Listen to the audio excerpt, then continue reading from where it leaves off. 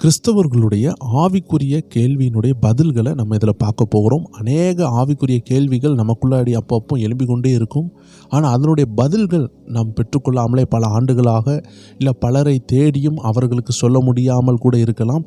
இன்றைக்கி வாலிபர்களுக்கும் முதியவர்களுக்கும் எல்லா வாழ்க்கையில் நமக்கு தேவைப்படுகிற எல்லாருடைய லைஃப்லையும் பிரோஜனப்படுகிற ஒரு அருமையான சப்ஜெக்ட் தான் ஆவிக்குரிய கேள்விகளுடைய பதில். இன்றைக்கி உங்கள் இருதயத்தில் உள்ள கேள்விகளுக்கு நெடுநாள் கேள்விகளுக்கும் பதில் கிடைக்கும் என்று விசுவாசிக்கிறேன். அநேக வேதாகம கல்லூரியில் படிக்கிறவங்களுக்கும் இந்த கேள்விகளுக்கு பதிலெல்லாம் தெரியும். ஆனால் நான் வேதாகம கல்லூரி போகலை, நான் சபைக்கு மட்டும் போகிறேன், இல்லை நான் புதிதாக இயேசுவை ஏற்றுக்கொண்டு இருக்கிறேன், எனக்கு இப்படி கேள்விகள்லாம் நிறையா இருக்குது, என் இருதயத்துக்குள்ளே இந்த கேள்வி என்னை ரொம்ப சித்திரவதைப்படுத்துது அப்படிலாம் நிறைய பேர் சொல்லி கொண்டு இருக்கலாம். அந்த கேள்விகளுக்கு பதிலை நாம் பார்க்க போகிறோம். விசேஷமாக ஏராளமான கேள்விகள் இருக்கிறதுனால ஒரு சில குறிப்பிட்ட மேஜரான நம்ம லைஃபுக்கு பிரோஜனப்படுகிற, வாலிபர்களுக்கு பிரோஜனப்படுகிற, உங்கள் பிள்ளைகளை நீங்கள் நல்ல வழியில் நடத்துகிறதற்கு, அவர்களுக்கு ஒரு நல்ல கவுன்சிலிங் கொடுக்கறதற்கு பிரோஜனப்படுகிறதான நல்ல கேள்விகளை நாம் எடுத்து பார்க்க போகிறோம். இது ரொம்ப ஆவிக்குரிய வாழ்க்கைக்கு பிரோஜனமாக இருக்கும். நீங்கள் அநேகருக்கு வழிகாட்டுகிறதற்கு, உண்மையான பாதையை காட்டுகிறதற்கு இது பிரோஜனமாக இருக்கும் என்பதில் சந்தேகமே இல்லை. வாங்க நம்ம வீடியோக்குள்ளே போய் முழுவதாக பார்க்க போகிறோம். நீங்கள் பார்த்து கொண்டிருக்கிறது ஸ்பிரிச்சுவல் WF என்ற ஆவிக்குரிய ரகசியங்களை வெளிப்படுத்தும் ஒரு நல்ல யூடியூப் சேனல். இதில் நம்ம அநேக ஆவிக்குரிய ரகசியங்கள், எப்படி ஜெபிக்கிறது, எப்படி இடைவிடாமல் ஜெபிக்கிறது, பல மணி நேரம் நம்ம தேவனோடு உறவாடுகிறது எப்படி, வேதத்தை எப்படி இருதயத்துக்குள்ளே கொண்டு போகணும், ஆவியில் எப்படி ஜெபிக்கணும், வேத வசனங்களை ஆவியாகவும் ஜீவனாகவும் நமக்குள்ளே மாற்றுகிறது எப்படி, இப்படி அநேக காரியங்களை நாம் தொடர்ந்து தியானித்து கொண்டிருக்கிறோம். மாம்ச கிரியைகளை ஜெயிக்கிறது எப்படி, மாம்ச சிந்தனை ஜெயிக்கிறது எப்படி, ஆவியினால் எப்படி நடத்தப்படணும், பரிசுத்த ஆவியின் சத்தத்தை எப்படி கேட்கணும், இது எல்லாம் நம்ம தொடர்ந்து தியானித்து கொண்டிருக்கிறோம். நம்ம சேனலுக்குள்ளே இந்த வீடியோலாம் இருக்குது. தேவ ஜனங்கள் பார்த்து பயன்படுங்க. இன்றைக்கி நம்ம விசேஷமாக சில மேஜரான கேள்விகள், நம்ம வாழ்க்கையில் தேவைப்படுகிற மேஜரான கேள்விகளுக்கு நம்ம பதிலை பார்க்க போகிறோம். வாங்க ஒன்று ஒன்றா பார்க்கலாம். முதல் கேள்வி, என்னால் ஏன் ஜெபிக்க முடியலை? விசேஷமாக அதிகாலையில் ஏன் ஜெபிக்க முடியலன்னு அநேகர் கேட்டிருக்கிறாங்க. இதில் அதிகாலைன்னு சொல்லுகிறது ரொம்ப குறிக்க வேண்டிய ஒரு விஷயம். ஏன்னா மற்ற நேரங்களில் ஜெபிச்சிடுறாங்க, அதிகாலையில் எழும்ப முடியல அப்படின்னு சொல்கிறாங்க. ஸோ இதை குறித்து நம்ம பார்க்க போகிறோம். வேதம் என்ன சொல்லுகிறதுனா, அதிகாலையில் தேடும் பொழுது அவரை கண்டடைய முடிகிறது, அதிகாலையில் தேவனுடைய கிருபை புதிதாக இருக்கிறது. வெளிப்படுத்தல் 3:20 சொல்லுகிறது, ஆண்டவர் வாசல் அண்டையிலிருந்து கதவை தட்டுகிறாராம், ஒருவன் திறந்தால் அவர் உள்ள பிரவேசித்து அவனோடு போஜனம் பண்ணுவேன்னு ஒரு அடையாளமாக, ஒரு சிம்போனிக்காக ப்ரேயர் லைஃபை குறித்து அவரை இன்வால்வ் பண்ண வேண்டிய சில விஷயங்களை குறித்து எழுதியிருக்கிறார். ஸோ அதிகாலை ஜெபம் ரொம்ப மஸ்டான ஜெபம். தேவ பிள்ளைகள் இருட்டோடு எழும்பி ஜெபிக்கிற ஒரு பழக்கத்தை வைத்து கொள்ள வேண்டும். இதற்கு தடையாக இருக்கிற ரகசியத்தை நம்ம பார்க்க போகிறோம். இந்த அதிகாலையில் எழும்பி ஜெபிக்கிறதற்கு ரொம்ப தடையாக இருக்கிற ஒரு சம்பவம் என்னென்னா, உடல் சோர்வு, தூக்கம். இது ரெண்டுமே ரொம்பவே நம்மளை என்ன செய்யும்னா சோர்வுபடுத்தும். அப்போ நம்ம உடல் சோர்வை ஜெயிக்கிறதற்கு என்ன செய்யன்னு கேட்டால், அதுக்கு வாய்ப்பே கிடையாது. ஏன்னா வேலை செய்கிற, கடினமாக வேலை செய்கிற, ரொம்ப வெயிட்டுகளை தூக்கி வேலை செய்கிறவங்களும் இருக்கிறாங்க. அவர்கள் அதிகாலையில் எழும்பி ஜெபிக்கவே முடியாது. ஏன்னா அவ்வளோ சோர்வாக இருக்கும் உடம்பு. ஒருவேளை அவங்க தூங்குறதே 3 மணியாக இருக்கலாம்னு வைங்களேன், அவ்வளோ வேலைகளை செய்துட்டு தூங்குறாங்க. ஆனால் அவர்களுக்கு அடுத்த நாளில் மத்தியானம் தான் டியூட்டி இருக்கும். ஆனால் அவர்களுடைய ஆசை, நான் காலையிலே எழும்பி ஜெபிக்கணும்னு ஒரு ஆசைப்படுறாங்க. ஒரு 6 மணிக்கு எழும்பணும். ஏன்னா 3 மணிக்கு தான் தூங்குறாங்கன்னு வைங்களேன், 6 மணிக்கு எழும்பணும்னு நினைக்கிறாங்க. ஆனால் அவர்களால் முடியாது. ஏன்னா களைப்பு அதிகமாக இருக்குது. இப்படிப்பட்ட இடத்துல அவர்கள் காலையில் எழும்புகிறதற்கு அவர்கள் என்ன செய்ய வேண்டும் என்று நாம் தெளிவாக வேதத்திலிருந்து பார்க்க முடியும். நம் இயேசுநாதர் காலையெல்லாம் ஊழியம் செய்துட்டு அலைந்து திரிவாராம். வேதம் சொல்லுகிறது, அப்போஸ்தலர் நடபடிகள் 10:38, அவர் நன்மை செய்கிறவராய் சுற்றி திரிந்தாராம். அப்போ அவர் பல இடங்களுக்கு சுற்றி திரியும் பொழுது உடலெல்லாம் சோர்வாக இருக்கும். அந்த நாட்களில் நல்ல ரோடு சப்ளையர்ஸ்லாம் இருந்திருக்குமான்னு தெரியாது. அவ்வளோ கடினமான பாறைகள், மலைகள், கடல் பிரயாணங்கள், கடல் அலைகள் மத்தியில் பிரயாணங்கள், தூரமான இடங்கள் செல்லுகிறது, அநேக மலை பிரயாணங்கள், பெத்தேனியா மலை, அப்படி ஏகப்பட்ட மலைகள் அவர் ஏறி திரிந்து மலை பிரசங்கங்கள் இப்படிலாம் செய்யும் பொழுது அவர் கால்கள் ரொம்ப வலித்திருக்கும். ஆனாலும் அவர் இரவெல்லாம் ஜெபித்த அனுபவங்களை நாம் வேதத்தில் பார்க்க முடியும். தூங்காமல் ஜெபிக்கிறார். எப்படி ஜெபிக்கிறார் என்று அவரிடத்தில் ரகசியத்தை கற்றுக்கொள்ள போனால் அவர் சொல்லுகிறார், ஒரு விசை பேதுரு சீசர்கள் எல்லாரையும் கூட்டு போகிறாங்க. சிலுவையில் அறையப்படுறதுக்கு முன்பதாக அந்த நேரத்தில் பார்த்தீர்கள் என்றால் சீசர்களையும் ஜெபிக்க சொன்னால் இயேசு ஜெபித்து விட்டு வரும்பொழுது சீசர்கள் தூங்கி கொண்டிருக்கிறாங்க. அப்பொழுது இயேசு கேட்டார், சோதனைக்குள் பிரவேசிக்காதபடி விழித்திருந்து ஜெபிக்க கூடாதா? 1 மணி நேரமாவது ஜெபிக்க வேண்டாமான்னு கேட்குறாரு. அப்படி சொல்லிட்டு அதனுடைய விடையை சொல்லுகிறார். ஆவியோ உற்சாகம் உள்ளது தான், மாம்சமோ பலவீனம் உள்ளதென்று வேதத்தில் உள்ள ஒரு ரகசியத்தை சொல்லுகிறார். அப்போ சீசர்களால் ஏன் ஜெபிக்க முடியல என்ற ஒரு பெரிய ரகசியத்தை இயேசு அந்த இடத்துல வெளிப்படுத்துகிறார். ஆவி உற்சாகமாக இருக்குது, ஆனால் மாம்சம் பலவீனமாக இருக்குது.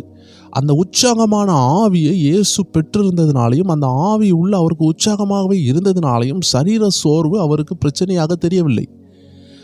சரீரம் சோர்வாக இருந்தாலும் அந்த சரீரம் ஆவி சொல்லுகிறதற்கு கீழ்ப்படிய, உள்ளான மனுஷனுக்கு அது கீழ்ப்படிய அவர் பழக்கி வைத்திருந்தார். அந்த ரகசியத்தை பவுலடியார்கள் புதிய ஏற்பாட்டில் அழகாக விளக்குகிறார்கள். 6வது அதிகாரம் ரோமர் 6:16 பார்த்தீங்கன்னா அழகாக சொல்லுகிறார். மரணத்துக்கு ஏதுவான பாவத்துக்கானாலும் நீதிக்கு ஏதுவான கீழ்ப்படிதலுக்கானாலும் எதற்கு கீழ்ப்படியும்படி உங்களை அடிமைகளாக ஒப்பு கொடுத்திருக்கிறீர்களோ அதற்கே கீழ்ப்படுகிற அடிமைகளாக இருப்பீர்கள் என்று அறியீர்களா? அப்படி என்றால் என்ன அர்த்தம்னா, மரணத்துக்கு ஏதுவான பாவத்துக்கானாலும் நீதிக்கானாலும் எதற்கு கீழ்ப்படியே நம்மளை ஒப்பு கொடுக்குறோமோ அதுக்கு தான் நம்ம அடிமையாக இருப்போம். அப்போ நீங்கள் ஆவிக்குரிய சத்தத்துக்கு கீழ்ப்படிய உங்களை அடிமைகளாக மாற்றிட்டீங்கன்னா உங்கள் ஆவியிலிருந்து வருகிற ஏசப்பாவுடைய வார்த்தை, தேவனுடைய வார்த்தைக்கு கீழ்ப்படுகிறதுக்கு உங்கள் மாம்சம் அடிமையாக இருக்கும். ஆனால் இன்றைக்கி நிறைய நேரம் நம்ம என்ன செஞ்சிடும், மாம்சம் சொல்லும் தூக்கம் வருது, பசிக்குது, சோர்வாக இருக்குதுன்னு சொல்லும் பொழுது அந்த சத்தத்தை கேட்டு நம்ம தூங்க போயிட்டோன்னா மாம்சத்துக்கே அடிமையாக இருப்போம். அதனால் நம்ம அதிகாலை ஜெபிக்கணும்னா என்ன கடினமான வேலையை செய்துட்டு வந்தாலும் உங்களுக்குள்ள உற்சாகம்னு ஒன்று இருக்குது. அந்த உற்சாகத்தை தட்டி எழுப்பி நீங்கள் பழகிட்டீங்கன்னா அதிகாலை ஜெபிக்க முடியும். எடுத்துக்காட்டுக்கு இந்த உலகத்தில் உள்ள உற்சாகமே நம்மளை சில நேரம் தூங்க விடாது. ஒரு நல்ல எடுத்துக்காட்டு சொல்கிறேன் பாருங்களேன். ஒரு திருமண வாழ்க்கைக்குள்ளாடி ஒரு பையனும் ஒரு பெண்ணும் நுழைய போகிறாங்கன்னா, நாளைக்கு திருமணம்னா அந்த பையனாலையும் தூக்கம் வராது, அந்த பெண்ணுக்கும் தூக்கம் வராது. ஏன்னா நாளைக்கு காலையில் என்னது திருமணம்.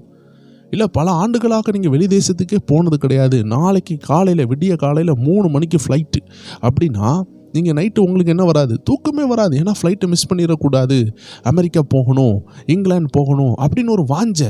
அதனால் ரொம்ப நாளாக வெளிநாட்டுக்கே போனதில் முதல் முறையாக போகிறேன்னு சொன்னால் ஃப்ளைட்டை பார்க்க போகிறோம், வெளி தேசத்துக்கு போகிறோன்னா நைட்டு தூக்கம் வருமா? அவங்க சிந்தனை ஃபுல்லாக வெளிநாட்டுக்கு போகணும். நாளைக்கு திருமணம்னா தூக்கம் வருமா? வராது.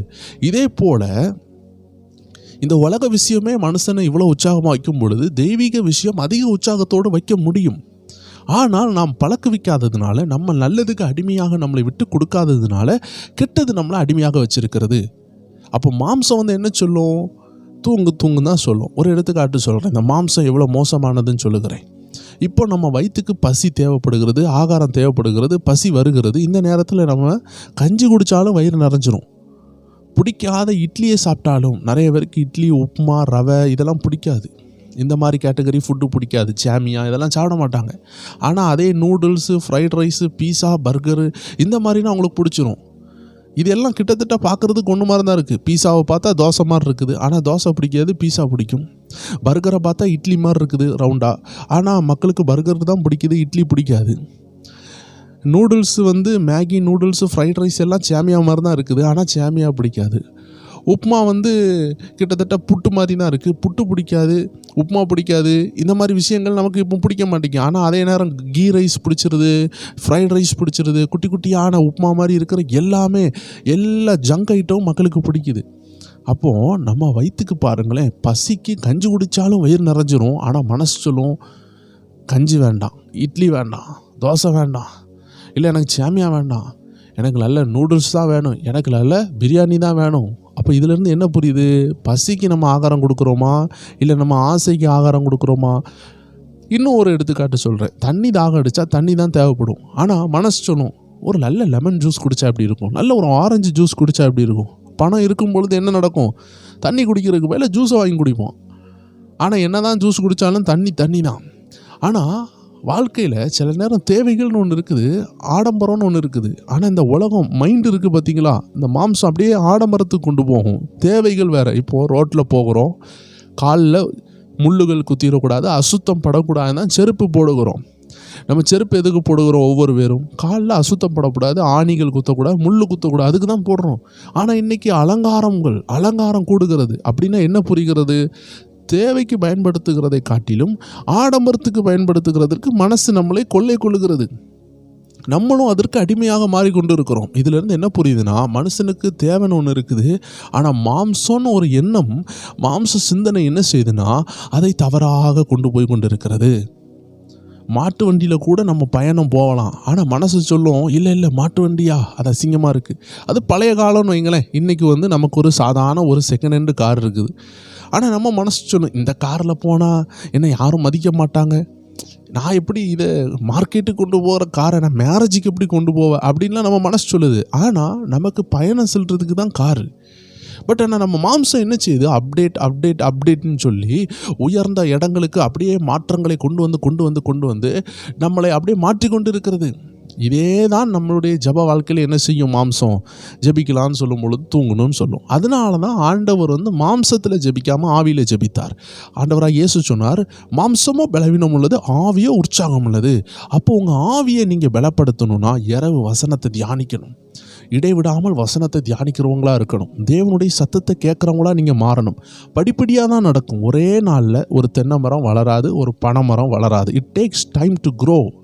அது படிப்படியாக தான் நம்மளுடைய வாழ்க்கையில் ஒரு மரமாக இருந்தால் கூட வளருகிறது நம்ம விதைச்சால். அதே போல் தான் ஜப வாழ்க்கை. ஒரே நாளில் நான் அதிகாலை ஜபிக்கணும்னு நினைக்கிறவங்க செஞ்சுக்கிடவே மாட்டாங்க.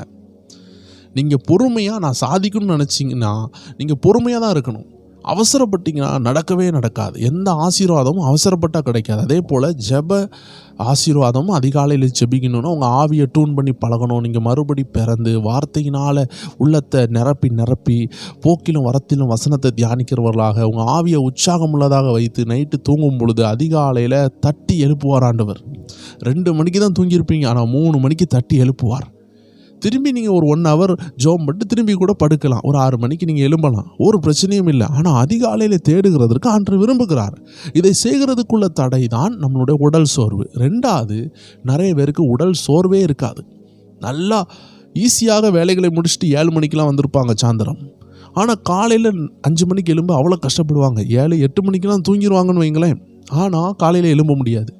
அவங்க 7 மணிக்கு சாயந்தரம் தூங்கினா கூட காலையில் எழும்பிக்கிட மாட்டாங்க. 4 மணிக்கு, 3 மணிக்கு, இல்லை 5 மணிக்கு, எதுவுமே இருட்டோடு எழும்பி ஜெபிக்க முடியாது. காரணம், அவர்கள் நைட்டு உலகத்தினால சிந்தனையை நிரப்பிட்டு படுத்துருவாங்க. எடுத்துக்காட்டுக்கு ஒரு 1 hour உலகத்தானோடு ஃபோன் பேசுவாங்க, அவங்க நண்பர்களோடு உலகத்தாரோடு பேசுவாங்க. இல்லை வீட்டுக்கு முன்னாடி வீட்டுக்கு முன்னாடி உள்ள படியில் உட்காந்து உற்றார் உறவினர்கள் நண்பர்களோடு அப்படி கலகலன்னு பேசுவாங்க. அப்படியே தூங்கிடுவாங்க.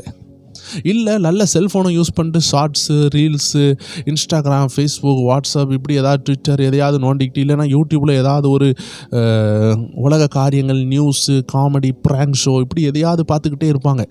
அப்படி பார்த்துட்டு தூங்கும் பொழுது வேதம் சொல்லுகிறது, தொல்லையின் திரச்சினால் சொப்பனம் தான் வரும். கெட்ட சொப்பனங்கள்.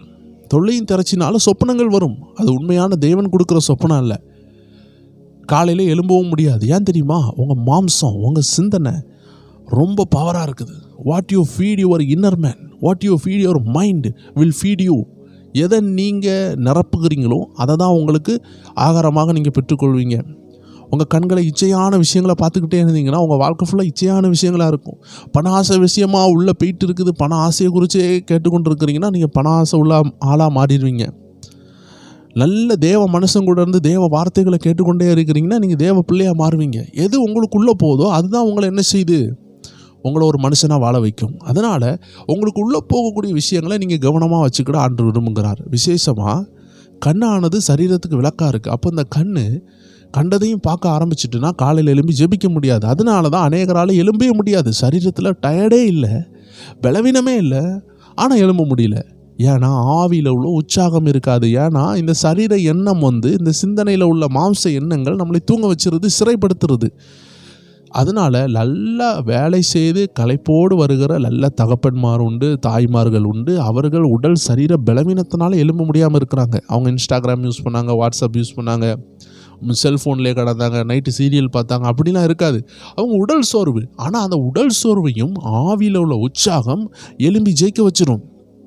இன்னொரு பக்கம் உடல் சோர்வே இல்லை ஆனாலும் எழும்ப முடியலன்னா நம்ம இரவு நேரம் ஆயத்தப்படுத்தணும். நாளைக்கு காலையில் 4 மணிக்கு உங்களுக்கு ஃப்ளைட்னா நீங்கள் 4 மணிக்கு எழும்பி தான் குளித்து ரெடி ஆகுவீங்களா? இல்லை, அப்படி தானே. நாளைக்கு காலையில் 4 மணிக்கு ஃப்ளைட்னா அதுக்கு முன்னாடி நிறையா ப்ராசஸ்லாம் இருக்குது, வெயிட்டிங் ப்ராசஸ், இமிக்ரேஷன் ப்ராசஸ். அப்போ அது எல்லாத்துக்கும் முன்னாடியுமே நீங்கள் ஒரு 4 ஹவர்ஸ் 5 ஹவர்ஸுக்கு முன்னாடியே நீங்கள் கிளம்ப வேண்டிய ஒரு சூழ்நிலை இருக்கும். சிலப்போ 2 ஹவர்ஸ் 3 ஹவர்ஸ் வெயிட் பண்ண வேண்டிய சூழ்நிலைகள் இருக்கிறது. அதனால் நீங்கள் ஏர்லியராக கிளம்புறீங்க. அதே போல் ஒரு ஃப்ளைட்டில் போகிற ஒரு ட்ரிப்பை காட்டிலும் ஜெபம் குறைஞ்சதா? ஜெபம் வானத்தில் போகிற ஒரு ஃப்ளைட்டை காட்டிலும் மேலான தேவனிடத்தில் போகக்கூடிய ஒரு விஷயம். அப்போ அதை நம்ம தரகுறமாக நினச்சி கொண்டு இருக்கும் பொழுது நம்மளுக்கு ஜெபிக்க முடியாது.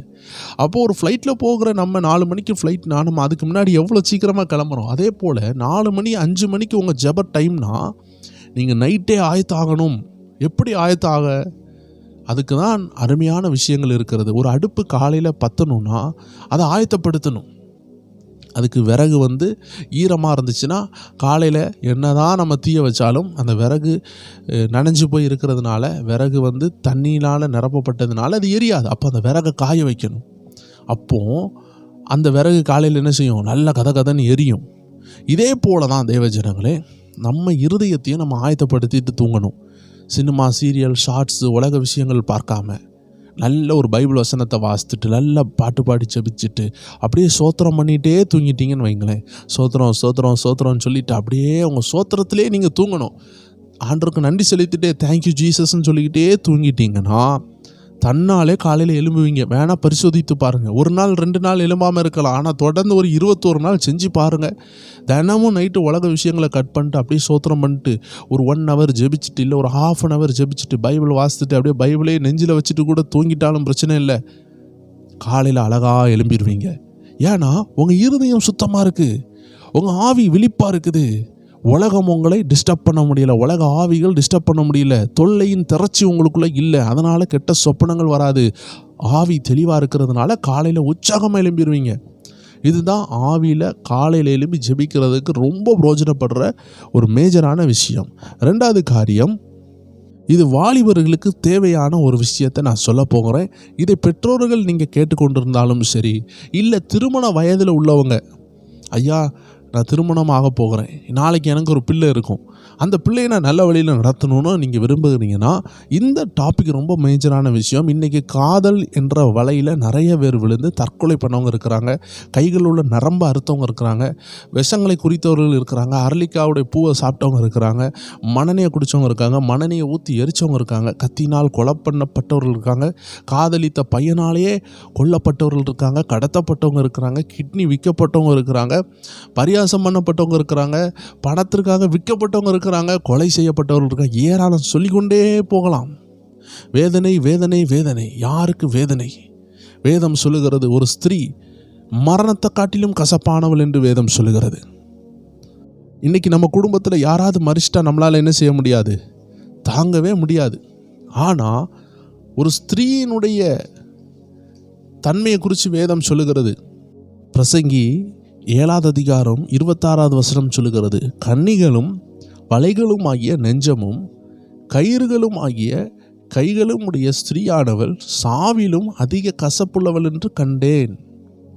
தேவனுக்கு முன்பாக சர்க்குணனாய் இருக்கிறவன் அவளுக்கு தப்புவான், பாவியோ அவளால் பிடிபடுவான். தேவஜனங்களே, ஒரு ஆணோ ஒரு பெண்ணோ, வேதம் சொல்லுகிறது அவளுடைய கண்ணிமைகளால் உன்னை பிடிக்க விடாதன்னு வேதம் சொல்லுகிறது. அப்போ ஸ்திரீகளை பிசாசு உபயோகப்படுத்துகிறான்.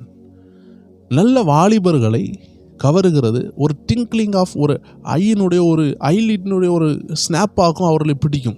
வேதம் சொல்லுகிறது ஒரு வாலிபன் ஒரு பெண்ணினுடைய கண் நொடியில் கூட விழுறதுக்கு சாத்த அந்த கண்ணுடைய இமையை யூஸ் பண்ணுகிறான், அவருடைய இனிய சொற்களை யூஸ் பண்ணுகிறான், அவருடைய அழகுத்தன்மைகளை யூஸ் பண்ணுகிறான். ஆனால் வேதம் சொல்லுகிறது சௌந்தரியம் வஞ்சனை உள்ளதுன்னு சொல்லுகிறது. தேவனுக்கு பிரியமான பிள்ளைகள் தான் புகழப்படுவாள். இன்னைக்கு கடல் மேலே மிதந்து வருகிறது குப்பை, ஆனால் கடலுக்கு உள்ளே இருக்கிறது முத்து. வேதம் சொல்லுகிறது புத்தி உள்ள ஸ்திரீ, அதாவது நீதிமொழிகள் 18:22 சொல்லுகிறது, மனைவியை கண்டடைகிறவன் நன்மையை கண்டடைகிறான், கர்த்தரால் தயவும் பெற்றுக்கொள்கிறான். அப்போ மனைவியை கண்டடையும் பொழுது நமக்கு நன்மை உண்டாகுகிறது. மனைவி ஒரு கணவனுக்கு ஒரு வாலிபனுக்கு ஏற்ற நேரத்தில் ஆண்டு கொடுக்கிறார். ஆனால் புத்தி உள்ள ஒரு மனைவியை கண்டுபிடிக்கணும்னா அது ரொம்ப கஷ்டம். ஏன்னா அது முத்துக்கு சமம். முத்து கடல் ஆழத்தில் இருக்குது. வேதம் சொல்லுகிறது முத்தை கண்டுபிடிக்கிறது போல தான் புத்தி உள்ள மனைவியை கண்டுபிடிக்க முடியும். அப்போது கடலின் ஆழத்தில் இருக்கிறதா முத்து. நீதிமொழிகள் 31:10 சொல்லுகிறது, குணசாலியான ஸ்திரீயை கண்டுபிடிப்பவன் யார், அவளுடைய விலை முத்துக்களை பார்க்கிலும் உயர்ந்தது. அப்போ கடலுக்கு கீழே இருக்கு முத்து. அந்த முத்தை எடுக்கிறது எவ்வளோ கஷ்டமோ அந்த முத்தை காட்டிலும் உயர்ந்தது தான் ஒரு குணசாலியான ஸ்திரீ. அதே அதிகாரத்தில் கடைசி வசனம் சொல்லுகிறது, 30வது வசனம், சௌந்தரியம் வஞ்சனம் உள்ளது, அழகும் வீண், கர்த்தருக்கு பயப்படுகிற ஸ்திரீயே புகழப்படுவாள். அப்படி என்றால் என்ன? காதல் இன்றைக்கி எதனால் வருதுன்னா, அழகுனால, கண் சிமிட்டுறதுனால, அழகாக பேசுகிறதுனால, இங்கிலீஷ் நாலேஜ் இருக்கிறதுனால, செல்வாக்கு இருக்கிறதுனால, ரொம்ப டேலண்ட்னால இன்றைக்கி ஒரு காதல்னு சொல்லுகிறது பையனுக்கோ பெண்ணுக்கோ வந்துடுது. ஒரு நல்ல பையனாலும் சரி, ஒரு நல்ல பிள்ளைனாலும் சரி, முதலாவது அவங்கள பெற்றுக்கொள்ளணும்னா ஈஸியாக பெற்றுக்கொள்ள முடியாது. நல்லா புரிஞ்சுக்கோங்க, இந்த காதல் வலையில் இன்றைக்கி வாலிபர்களும் விழுறாங்க.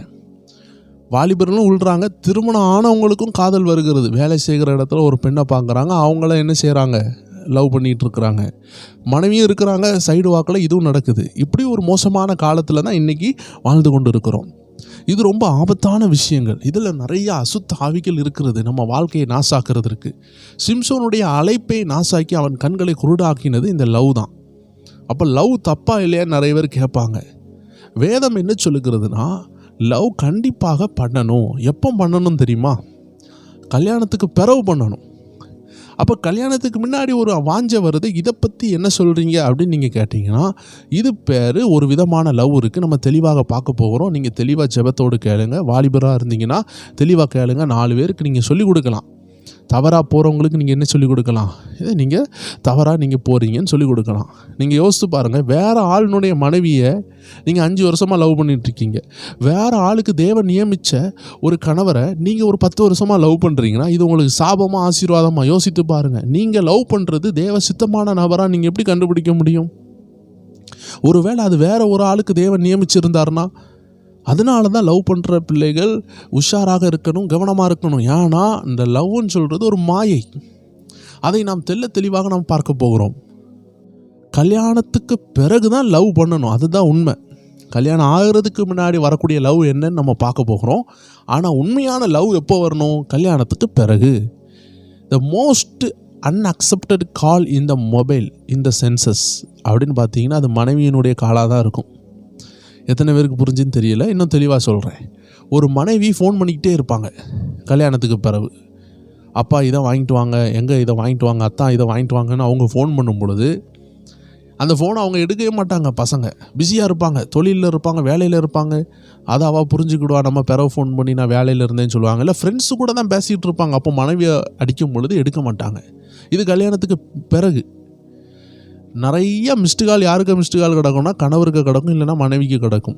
ஏனென்றால் மனைவி அடிப்பாங்க, அவர் எடுக்க மாட்டார், ஏன்னா பிஸியாக இருக்கிறார். ஆனால் இதே கல்யாணத்துக்கு முன்னாடி நம்பர் 1 இடத்துல ஒரு ஃபோன் வருமானு எதிர்பார்த்த ஒரு ஃபோன் கால்னால் அது கணவர் ஃபோனு, இல்லைனா மனைவி ஃபோனு. கல்யாணத்துக்கு முன்னாடி காதலில் இருக்கும் பொழுது நைட்டெல்லாம் ஃபோன். நம்ம ஒரு பாஸ்டர் ஒரு தம்பி லவ் பண்ணுற ஒரு தம்பிக்கு ஃபோன் பண்ணாருன்னா இரவெல்லாம் நமக்கு அந்த பாஸ்டருக்கு என்ன காட்டும்? நீங்கள் தொடர்பு கொள்ளும் நபர் பிஸியாக உள்ளார். யார்கிட்டப்பா இந்த 11 மணிக்கு பேசுகிறான், 12 மணிக்கு பேசுகிறான்னா லவ் பண்ணுற பிள்ளைகிட்ட பேசிகிட்டு இருக்கிறான், லவ் பண்ணுற பையன். ஆனால் இப்போ கல்யாணம் ஆயாச்சு, பையன் வெளிநாட்டில் வேலையில் இருக்கிறான். இப்போ ஃபோன் பண்ணால் பிஸியே இல்லை. ஏன் பிஸி இல்லை? கல்யாணம் ஆயாச்சு. கல்யாணம் ஆனதில் இருந்து அந்த ஆசையும் பாசமும் முன்னாடி இருந்த ஆர்வம் எல்லாம் குறைஞ்சிட்டு. அதனால தான் வேதம் சொல்லுகிறது, கல்யாணத்துக்கு முன்னாடி எத்தனை வருஷங்க நீங்கள் லவ் பண்ண முடியும்?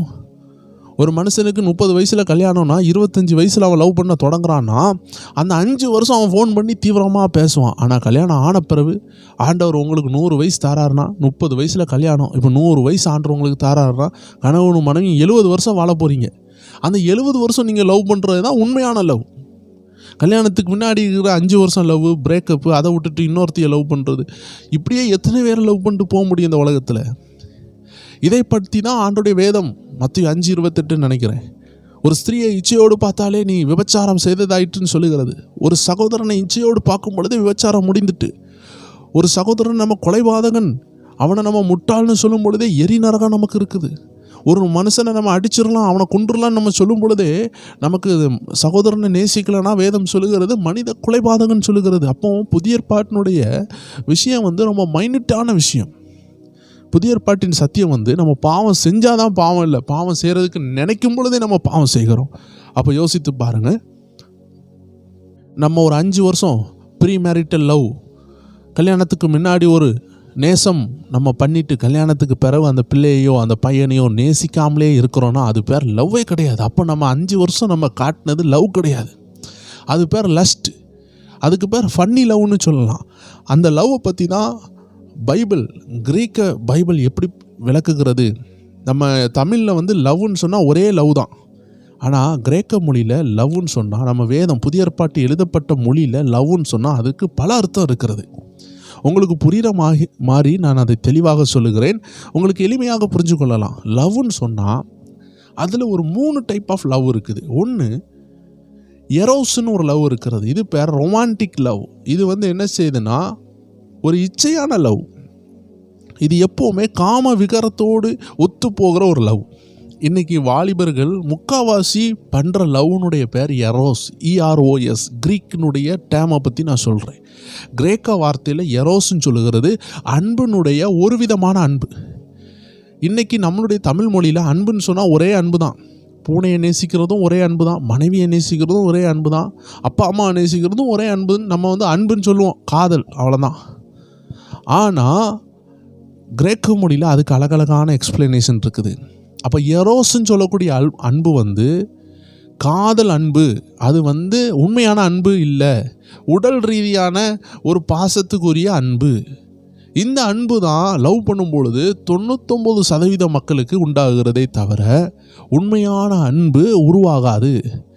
கல்யாணத்துக்கு பிறகு ஒரு அன்பு இருக்குது, அது பேர் தான் அகாப்பே லவ். இந்த அகாப்பே லவ் எப்படின்னா, அந்த கணவனுக்கோ மனைவிக்கோ என்ன ஆனாலும் நேசிப்பாங்க. ஒரு அருமையான கதையை ஒரு தேவ மனிதர் சொன்னார்.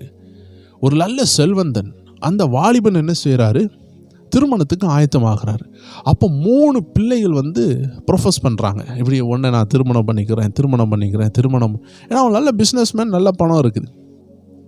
அப்போ இந்த 3 பிள்ளைகளுக்கு இவர் யாருக்கு வாக்கு கொடுக்க அப்படின்னு பார்த்தா 3 பேரும் நல்லா இருக்கிறாங்க, அழகாக இருக்கிறாங்க, படிச்சிருக்கிறாங்க, எல்லாமே நல்லா இருக்கிறாங்க. இப்போ இந்த 3ல் எது உண்மையான அன்பு உடையதுன்னு அவர் செக் பண்ணணும், கண்டுபிடிக்கணும். இப்போ இந்த 3ல் 3ஐயும் கட்ட முடியாது, வேதம் 1 தான் கட்ட சொல்லுது. அப்போ அவர் என்ன செய்கிறார், ஜெபிக்கிறார். திடீர்னு ஒரு நியூஸ் அந்த 3 பிள்ளைகளுக்கு வருது, இவர் போகிற வழியில் ஒரு ஆக்சிடெண்ட் ஆகி 2 கண்ணும் என்ன செஞ்சிட்டார், இழந்துட்டார். அவள் கண்களை கட்டி ஆப்ரேஷன் தியேட்டரில் வச்சுருக்கிறாங்க, ஐசியூக்குள்ளே இருக்கிறாரு. அப்போ ஒவ்வொரு ஆளை பார்க்க விடுவாங்க. அப்போ அந்த முதல் ப்ரொஃபஸ் பண்ண அந்த பிள்ளையை கொண்டு வராங்க. ஏன்னா அவருக்கு ஆறுதலே அந்த கல்யாணம் ஆக போதா, நிச்சயம் வரப்போகிறது. அந்த நிச்சயத்தில் எந்த பிள்ளையை நிச்சயிக்கணும்னு தெரியாததுனால அவருக்கு இப்போ மனம் உடஞ்சி போயிருக்கிறார். கல்யாணம் வரப்போகுது, நிச்சயம் ஆகப்போகுது, அதுக்கு முன்னாடி இப்படி ஆகிட்டே, இந்த 3 பிள்ளைகளில் எந்த பிள்ளையில் நம்ம நிச்சயம் பண்ண, என்கேஜ் பண்ண அப்படின்னு தெரியாததுனால 3ஐயும் கூப்பிடுறாரு. ஒன்று வருது. முதல் பிள்ளை வருது, அது சொல்லுது, எல்லாம் நல்லது தான், உங்களுக்கு பணம்லாம் இருக்குது, ஆனால் கண் இல்லாத ஒரு ஆளை நான் கட்ட முடியுமா? ஆயுசு காலத்துக்கு நான் எப்படி சமாளிக்க முடியும்? அதெல்லாம் என்னால் முடியாது. பணம் இருந்தால் என்ன, 1000 பேர்கிட்ட பணம் இருக்குன்னு இன்னொரு ஆளை கட்டிக்கிறேன்னு சொல்லிட்டு அது அவரை விட்டு போயிட்டு இன்னொரு பிள்ளை வருது. அந்த பிள்ளை சொல்லிச்சு, ஐயா நான் உன் கண் அழகை வச்சு தான் உன்னை லவ்வே பண்ணேன், உன் கண்ணு சிமிட்டுறது, உன் பார்வை, உன் லுக்கு, இதில் தான் நான் விழுந்தேன். இப்போ அந்த கண்ணே இல்லை, அந்த கண் அழகு இல்லாத உன்னை நான் எப்படி நான் கட்ட முடியும்னு சொல்லிட்டு அதுவும் போயிட்டு 3ஆவது உள்ள ஒரு பிள்ளை வருது. அது சொல்லுது, நான் உன் கண்ணை பார்த்தும் நேசிக்கல, உன் பணத்தை பார்த்தும் நேசிக்கலை, நான் ஒன்றை நேசித்தேன், என் மனசு சொல்லிச்சு நீ தான் என்னுடைய ஹஸ்பண்டுன்னு சொல்லிச்சு, உனக்கு என்ன ஆனாலும் நான் உன் கூட இருப்பேன்னு சொல்லி அந்த படுக்கையிலே உட்காந்து அழுதுச்சான். அவர் உடைந்து போயிட்டார். அவருடைய கண்களில் கண்ணீர் வருகிறது. அது ஆச்சரியம் பார்க்குறது. கண்ணே இல்லை, கண்ணீர் எப்படி வருகிறது அப்படின்னு பார்த்தா கண்ணில் கட்டியிருந்த அந்த துணியை கலத்தினார். பார்த்தால் கண்களில் ஆக்சிடெண்ட் ஆகவே இல்லை, கண்கள் வெளியே வரவே இல்லை. அவர் சும்மா ஒரு பிளான் போட்டார். யார் உண்மையாகவே நேசிக்கிறார், எனக்கு ஒரு ஆபத்து வரும்பொழுது என் கூடவே நிற்கக்கூடிய நபர் யாருன்னு ஒரு பிளான் போட்டதில் பணத்துக்காக வந்தவா ஓடிட்டா, சௌந்தரியத்தையும் அழகையும் தேடி வந்தவங்க ஓடிட்டாங்க. அதான வேதம் அழகாக சொல்லுகிறது, சௌந்தரியம் வஞ்சனை உள்ளது.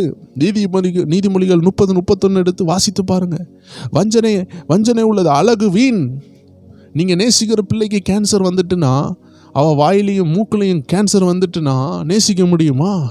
நீங்கள் நேசிக்கிற பையன் திடீர்னு தீ குளிச்சிட்டான், தீ மேலே ஊற்றி பெட்ரோலை ஊற்றி எரிச்சிட்டான், ஆனால் உயிர் இருக்குது, உடம்பெல்லாம் பொத்து போயிட்டு ஆளை பார்த்தா பேய் மாதிரி இருக்கிறான், நேசிப்பீங்களா?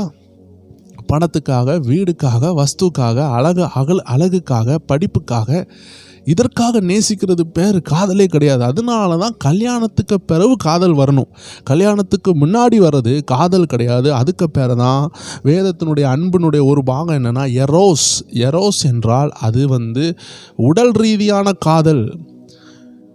ரொமான்டிக் அண்ட் ஃபிசிக்கல் கம்யூனிகேஷனுக்கு உண்டாகிற ஒரு காதல் தான், இச்சையான ஒரு காதல் தான் லஸ்ட்டு. இந்த லஸ்ட்டு தான் இன்றைக்கி நிறைய பேருக்குள்ளாடி வேகப்படுத்தும். அவங்களுக்கு மனசுக்குள்ளாடி தப்பு பண்ணணும், கெட்டது செய்யணும்லாம் இருக்காது. ஆனால் உள்ள ஒரு ஃபோர்ஸ் வரும், அவங்களால கண்ட்ரோல் பண்ண முடியாது. இந்த ஃபோர்ஸை தான் இந்த உலகம் சொல்லுது காதல் எனக்குள்ளே பட்டாம்பூச்சா அடிக்குதுன்னு சொல்லுது. அது பேர் காதல் கிடையாது, அது ஃபோர்ஸ். அது லஸ்டினுடைய ஒரு தன்மை, லவ்னுடைய ஒரு தன்மை. ஃபோர்ஸாக மாறாது, பொறுமையாக இருக்கும். அன்பு சகல பாவங்களையும் மூடுமா. அன்பினுடைய பெரிய கேரக்டரே பொறுமையாக இருக்கும், லாங் சஃபரிங் இருக்குது அதுக்கு. அன்பு திரளான பாவங்களை மூடுமா. அன்பு ரொம்ப பொறுமையாக இருக்குமா. பூரண அன்பு பயத்தை நீக்குமா. அவசரமே படாது, எனக்குள்ளது எனக்கு தான் வரும்னு நிற்கும். லவ் பண்ணுறவங்க இன்றைக்கி அவசரப்படாமல் இருக்கிறாங்களா? படலை, அவங்க அவசரப்பட்டு கொண்டு இருக்கிறாங்க, பொறுமையாக இருக்க முடியல. காரணம் என்னென்னா லவ் அவசரப்படாது, லவ் பொறுமையாக இருக்கும். லவ் பாவங்களை மூடும், லவ் தைரியமாக இருக்கும். ஆனால் லஸ்ட் அப்படி கிடையாது, ஃபோர்ஸாக இருக்கும். சீக்கிரமாக இருக்கணும், சீக்கிரமாக கல்யாணம் பண்ணணும், சீக்கிரம் நான் வாழணும், சீக்கிரம் நான் செய்யணும். ஏன்னா காட்ஸ் வில்லுக்கும் தேவ சித்தத்திற்கும் அங்கே இடம் இல்லாததுனால லவ் என்ன செய்யுது, உலக இச்சை என்ன செய்யுது, அவசரப்படுத்துது. லஸ்ட்டு அவசரப்படுத்தும். லஸ்ட்டுனா இச்சை. அப்போது இன்றைக்கி முக்கால்வாசி வாலிபர்களுக்கு வரக்கூடியது பேர் லவ் கிடையாது. உண்மையான லவ் பேர் அகாப்பே. அகாப்பேன்னு சொல்லக்கூடிய கிரேக்க வார்த்தையினுடைய அர்த்தம் செல்ஃப்லெஸ் லவ். இயேசு கிறிஸ்து நமக்கு காண்பித்தாரே அந்த லவ் தான் உண்மையான லவ். ஒரு மனைவிக்காக ஒரு புருஷன் ஒரு கிட்னியை கொடுக்க துணிறானா அது உண்மையான லவ். மனைவிக்கு ஒரு கிட்னி ஃபெயிலியர் ஆகிட்டு, சரி வாழ வேண்டிய நம்ம சேர்ந்து வாழணும், என் கிட்னியில் நீ வாழு. அந்த ஒரு அன்பு தான் சாக்ரிஃபிஷியல் லவ், செல்ஃப்லெஸ் லவ். உனக்கு கிட்னி போயிட்டுனா நான் என்னம்மா செய்ய, நீ ஒரு கிட்னி வச்சு வாழு, வேறு ஏதாவது செய்யலாம், யார்கிட்டையா இருந்து வாங்கலாம் அப்படின்னு சொல்கிறானா அவனுக்கு இந்த பூரண அன்பு இப்போ உள்ளே வரல. இந்த மாதிரி நம்ம புரிஞ்சுக்கிட முடிகிறது. சரி, அப்போது என்ன மாதிரி அன்புலாம் இருக்குதுன்னு வேகமாக சொல்லுகிறேன். ஃபிலியான்னு சொன்னால் அது ஒரு பிரதர்லி லவ். நம்ம சகோதர, நம்ம வேலை வாய்ப்புகளில் உள்ள நம்ம நண்பர்களோடு உள்ள ஒரு அன்பு. அகாப்பேன்னு சொன்னால் தியாகம் உள்ள அன்பு. இப்படி ஏகப்பட்ட அன்பு இருக்குது தேவஜனமே. குடும்பத்தில் அப்பா அம்மாவெல்லாம் நேசிக்கிறோம்ல, அது பேர் ஸ்ட்ரோஜின்னு சொல்லுவாங்க. ஸ்ட்ரோஜின்னு சொல்லக்கூடிய அன்பு பேரண்டல் லவ். இப்படி சொல்லிக்கொண்டே போகலாம். அடுத்தது நம்ம இந்த நாய்க்குட்டிகளோடு அந்த சின்ன சின்ன காரியங்களில் ஒரு டாய்ஸு பொம்மைகளை நேசிக்கிறது, இதை பற்றியெல்லாம் சொல்லுகிற லவ் லூடஸ்ன்னு சொல்கிறாங்க. லூடஸ்ன்னு சொல்லக்கூடிய லவ் நாய்க்குட்டிகிட்ட உள்ள ஒரு அன்பு. இப்படி ஏகப்பட்ட அன்பு இருக்குது. இந்த அன்பில் நமக்கு தேவையான ஒரு அன்பு தான் அகாப்பே. இந்த அகாப்பே லவ் கல்யாணத்துக்கு முன்னாடி லவ் பண்ணுதோ இல்லையோ, கல்யாணத்துக்கு பிறகு லவ் பண்ணும். அதுதான் உண்மையான லவ். ஸோ லவ் பண்ணலாமா என்ற கேள்விக்கு நீங்கள் கல்யாணத்துக்கு பிறகு கண்டிப்பாக லவ் பண்ணலாம். ஆனால் கல்யாணத்துக்கு முன்னாடி உள்ள லவ் அவசரம் உள்ள லவ்வாக இருக்குது. அது பேர் எரோஸாக இருக்கிறதுனால நீங்கள் தீர்மானம் எடுக்க விடாமல் தவறான பிள்ளைகளை கெட்ட வாய்ப்பு அதிகமாக வரும். நம்ம தேவனை காட்டிலும் ஒன்றை நேசிக்கிறோன்னா தேவன் அதை நம்மளை விட்டு எடுக்கவும் வாய்ப்பு இருக்கிறது. ஏனென்றால் மனைவியும் கணவரையும் நேசிக்கும் பொழுது நம்ம தேவன் இருக்க வேண்டிய இடத்துல வேற ஒரு பொருளை வைக்கும் பொழுது அது விக்கிரக ஆராதனையாக மாறுது. இன்றைக்கி நமக்கு ஒரு நல்ல மனைவியோ வீடோ கணவரோ எல்லாம் தரப்போகிறது யார்? அந்த அப்பாவாகிய இயேசுநாதர் தான். அப்போ அவரை மிஞ்சிட்டு ஒரு அன்பு வருதுன்னா அந்த இடத்துல எதை நீங்கள் வச்சாலும் அதை அழிஞ்சு போய்விடும். இயேசு இருக்க வேண்டிய இடத்துல ஒரு காரை வச்சிங்கன்னா கர்த்தர் உங்களை பரலோகத்துக்கு கொண்டு போகணும்னு நினச்சிட்டாருன்னா ஆண்டு சொல்லி கொடுப்பாரு, மகனே நீ என்ன நேசிக்கிற இடத்துல பொருளாசை என்ற விக்கிரக ஆராதனையை தூக்கி வச்சிருக்க, உன் படிப்பை தூக்கி வச்சிருக்க, அந்த படிப்பு ஒன்றை பரலோகத்துக்கு கொண்டு போமா மகனே அப்படின்னு கேட்பாரு. நீங்கள் படிப்பு பரலோகத்துக்கு கொண்டு போகணும்னு சொல்லிட்டீங்கன்னா படிப்பை வச்சு ஒன்றை காப்பாற்றிக்கன்னு விட்டுருவார். பிறகு நீங்கள் உங்கள் படிப்பை வச்சு எல்லாம் சமாளித்து பார்ப்பீங்க. உங்கள் பிள்ளைகள் வாழ்க்கை டைவர்ஸ் ஆகும், உங்கள் குடும்பத்தில் அடிதடி வரும். படிப்பு உங்களை காப்பாற்றாது.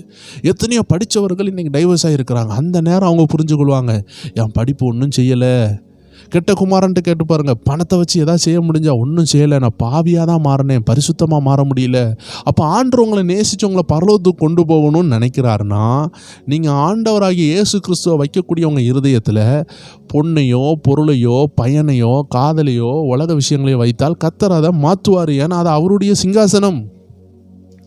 அதனால தான் முதல்ல நீங்கள் ஏசப்பாவை நேசிச்சிங்கன்னா நீங்கள் காதல் வலையில் விழமாட்டீங்க. ஏன்னா ஏசப்பா சொல்கிற நபரை தான் கெட்டுவீங்க. எனக்கு நல்லாவே வேதத்தில் புரிந்த ஒரு காரியம் என்னென்னா, வேதத்தில் யாக்கோபு ராகேலுக்காக 7 வருஷம் காத்திருந்தான். ஆனால் 7 வருஷம் காத்திருந்த பொழுது லேயாளை கெட்டி கொடுக்கக்கூடிய ஒரு சதி நடந்து லேயாளை கெட்டினான். அடுத்ததும் 7 வருஷம் காத்திருந்து ராகேலை கெட்டினாலும் ராகேல் சீக்கிரமாக இறந்து விட்டாள். காரணம், என்னால் சொல்ல முடிந்த ஒரே காரணம், கர்த்தர் இருக்க வேண்டிய இடத்துல வெறுங்கையா இவன் அப்பா வீட்டிலேருந்து ஓடி வரும்பொழுது இவனை பாதுகாத்தது கர்த்தர் தான். இவனுக்கு ராகேல்னு ஒருத்தி இருக்காருன்னே தெரியாமலே அந்த வீட்டில் வந்து அவனை உயர்த்தி வச்சு அவனுக்கு நல்ல திருமணம் பண்ணி வச்சதும் கர்த்தர் தான். வர வழியில் சிங்கங்கள் கையிலையோ மிருகங்கள் கையிலையோ துஷ்டர்கள் கைகளிலையோ அவன் விழுந்து விடாமல் வெறும் கையாக வரும்பொழுது அவனை பரலோக தரிசனத்தை கொடுத்து தூதர்கள் ஏறுங்கிறது இறங்குறதையும் காண்பித்து அவனை பாதுகாத்து அவனை ஒரு பெரிய தேசமாக மாற்றணும்னு நினச்ச திட்டம் கர்த்தருடையது. ஆனால் இவன் குறுக்கு வழியில் கர்த்தரை நேசிக்க வேண்டிய அவன் ராகேலை நேசிக்க ஆரம்பித்தான். உலக அன்புக்குள்ளாடி அவன் போக ஆரம்பித்தான். அந்த நேரத்தில் தான் குறிப்பிட்ட சம்பவத்தில் ராகேல் இறந்து போகிறாங்க. தேவ ஜனங்களே, நம்ம கர்த்தரை நேசிக்காம, இது ஒரு மிரட்டல் கிடையாது, இதுதான் உண்மை. நம்மளுக்கு உயிர் கொடுத்தவங்களை நேசிக்காம, நம்மளை சிருஷ்டித்தவரை நாம் நேசிக்காம, சிருஷ்டியை நாம் நேசிக்கும் பொழுது ஆபத்து ஆட்டோமேட்டிக்காக வரும். ஒரு எடுத்துக்காட்டு சொல்கிறேன். உங்கள் உடம்புல ஓடுற ரத்தம், உங்களுக்கு ஒரு வியாதி வந்துட்டு, ஆனால் உங்கள் உடம்புல ஓடுற ரத்தம் உங்களுடைய அம்மாவுடைய ஒரு ரத்தத்தை எடுத்து நீங்கள் விட்டுருக்கிறீங்க. இப்போது என் அம்மாலாம் வேண்டாம் எனக்குன்னு சொல்லிட்டு நீங்கள் வேறு ஊருக்கு போயிட்டீங்கன்னா, வேறு ஒரு ரூமில் தங்கியிருக்கிறீங்க. அங்கே இன்னொரு ஆள் உங்களுக்கு சேவை பண்ணுறாங்க. ஆனால் அந்த ஆளுனுடைய ரத்தம் உங்களை வாழ வைக்காது. இப்போ உங்களுக்கு திரும்பி வாழணுன்னா உங்கள் அம்மாவுடைய ரத்தம் உங்களுக்கு தேவைப்படுது. டாக்டர் என்ன செய்கிறாரு, கொஞ்சம் கொஞ்சம் உங்களுக்கு கொடுக்குறாரு, அதை சுத்திகரிக்கிறாரு. டயாலிசிஸ் முறையில் ஏதோ ஒன்று நடக்குதுன்னு வைங்களேன். ஒரு எடுத்துக்காட்டுக்கு சொல்கிறேன், இது சயின்டிஃபிக்கலாக கரெக்டாக இல்லாட்டியும் நான் ஒரு எடுத்துக்காட்டுக்கு சொல்கிறேன். உங்கள் அம்மா ரத்தத்தில் வாழ்கிற நீங்கள் என் அம்மா கூட சண்டைன்னு சொல்லிட்டு வெளியே போயிட்டீங்கன்னா, அம்மா ரத்தம் இல்லாததுனால உங்களால் வாழ முடியாது. இதே போல தான் இயேசுவின் ரத்தத்தில் வாழக்கூடிய நம்ம அதற்கு பதிலாக வேறு ஏதாவது கொண்டு வந்தால் உள்ள பிசாசு வந்துடுவான், சமாதானத்தை கெடுத்துருவான், வாழ முடியாது. இதுதான் உண்மை. தேவ ஜனங்கள், இதை கேட்கும் பொழுது உங்களுக்கு கஷ்டமாக இருக்கலாம், வாலிபர்களுக்கு கொஞ்சம் கஷ்டமாக இருக்கலாம். எப்படா அதை நான் நிறுத்தன்னு யோசிக்கலாம். ஆனால் யோசித்து பாருங்கள், நீங்கள் நேசிக்கிறது தேவ சித்தமா? உண்மையான லவ் உங்களுக்குள்ளே இருக்குதா? இந்த பிள்ளை இன்னொரு பிள்ளையை நேசித்து இன்னொரு பையனை நேசிச்சுட்டு போனால் நீங்கள் என்ன செய்வீங்க? யோசித்து பாருங்கள். நிறைய நேரம் பிள்ளைகள் உண்மையாக இருக்க மாட்டாங்க, பையங்க உண்மையாக இருக்க மாட்டாங்க. நம்ம அவங்களுடைய அழகுலையோ எதுலேயும் விழக்கூடாது. தேவ சித்தம்னு சொல்லுகிறது கல்யாண டைமில் கர்த்தர் கொண்டு வருவார். நான் காலேஜ் படிக்கிறேன், லவ் பண்ணிட்டான்னு கேட்டால் அது தேவையில்லாத விஷயம்தான். வெளிநாட்டு கல்ச்சர் அப்படி இருந்துட்டு போட்டும். தேவன் உங்களை எப்படி அழைச்சாரு, உங்களை ஆண்டவர் எப்படி உருவாக்குனாரு, நல்ல ஒரு லைஃப் ஸ்டைல். கல்யாண டைமில் அம்மா அப்பா தேட ஆரம்பிப்பாங்க. அந்த டைமில் ஜபத்தோடு தேடும் பொழுது கர்த்தர் தென்பட வைப்பார். வேதத்தில் எலியேசர் போய் தேட போகிறாரு ஆபிரகாமின் மகனாகிய ஈசாக்குக்கு. சின்ன வயசுலேருந்தே அவர் லவ் பண்ணிட்டு இருக்க வேண்டியதானே, அப்படி பண்ணலையே. ஏற்ற நேரத்தில் தேடும் பொழுது கர்த்தர் தென்பட பண்ணினார். வேதம் சொல்லுகிறது, தேடுங்கள் கண்டடைவீர்கள். ஸோ வாலிபர்களுக்கு பெற்றோர்கள் நீங்கள் போதித்து கொடுக்க வேண்டிய விஷயங்கள் இருக்கிறது. லவ்வில் பல வெரைட்டி இருக்குது. உங்கள் பிள்ளைகள் எதுலேயும் மாட்டாதபடி நீங்கள் ஜெபிங்க, கர்த்தர் உங்களை காத்துக்கொள்வார். ஒருவேளை வாலிபர்கள் இதை கேட்குறீங்கன்னா கண்டிப்பாக சில சத்தியங்களை நீங்கள் உணர்ந்திருப்பீங்க. நம்ம தேவனை நேசிக்க வேண்டிய நம்ம உலகத்தை நேசிக்க பிசாசு ஈஸியாக கொண்டு போவான். உலக சிநேகம் உண்டு, அது தேவனுக்கு விரோதமான பகையான். அப்போ உலக சிநேகம் இது. பொருட்களை நேசிக்கிறது போலவே நம்ம சிருஷ்டியை நேசிக்கிறோம். வேதம் சொல்லுகிறது, வாலிபனே உன் வாலிப பிராயத்தில் சிருஷ்டிக்கிறேன், சிருஷ்டியே அல்ல. இன்றைக்கி லவ் பண்ணுற வாலிபர்களுக்கு சிருஷ்டி பிடிச்சிக்கிடுது. நான் சொல்கிறேன், சிருஷ்டியே இவ்வளோ உங்களுக்கு நேசமாக காதலாக இருக்குன்னா சிருஷ்டிகர் எவ்வளோ அன்பாக இருப்பார், எவ்வளோ நேசமாக இருப்பார். அவரை பற்றி தெரியாததுனால தான் சிருஷ்டியை நேசித்து கொண்டு இருக்கிறோம். ஆம்தேவ ஜனங்களே, சிருஷ்டிகரை நேசிக்கணும். அதுதான் ஆண்டு அழைக்கிறார். கல்யாணத்துக்கு பிறகு காதல் வர்றது தான் உண்மையான காதல். கல்யாணத்துக்கு முன்னாடி வரக்கூடிய காதல்னால் ஆபத்தான காதல். அது எல்லாருக்கும் வாய்க்காது. 100% என்ன செய்வாங்க, கல்யாணத்துக்கு முன்னாடியே ஒரு நேசம் வைப்பாங்க, கல்யாணத்துக்கு பிறகும் அதை நேசத்தை வச்சுருப்பாங்க. கல்யாணத்துக்கு முன்னாடியும் அம்மா அப்பாவுடைய பெர்மிஷனோடு நிச்சயம் பண்ணப்பட்ட பிள்ளையை நீங்கள் நேசிக்கலாமே தவிர, நிச்சயம் பண்ணப்படாத, எனக்கு இதை கெட்ட போகிறேன்னு சொல்ல வாய்ப்பில்லாத, நான் இவங்கள தான் கெட்ட போகிறேன்னு சொல்லுகிற ஒரு நபர் வராத வரைக்கும் அவங்களோடு பேசுகிறதோ அவங்களோட பழகிறதோ அது வேதத்துக்கு புறமானது.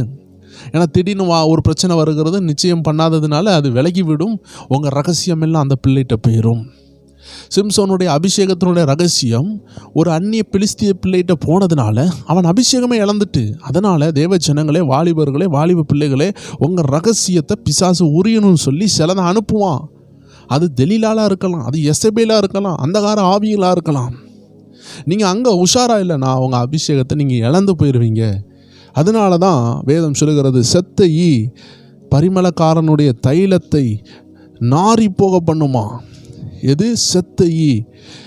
பிரசங்கி 10ஆம் அதிகாரம் 1ஆவது வசனம் சொல்லுகிறது, செத்த ஈக்கள் தைலக்காரனுடைய பரிமள தைலத்தை நாரி கெட்டுப்போக பண்ணும்.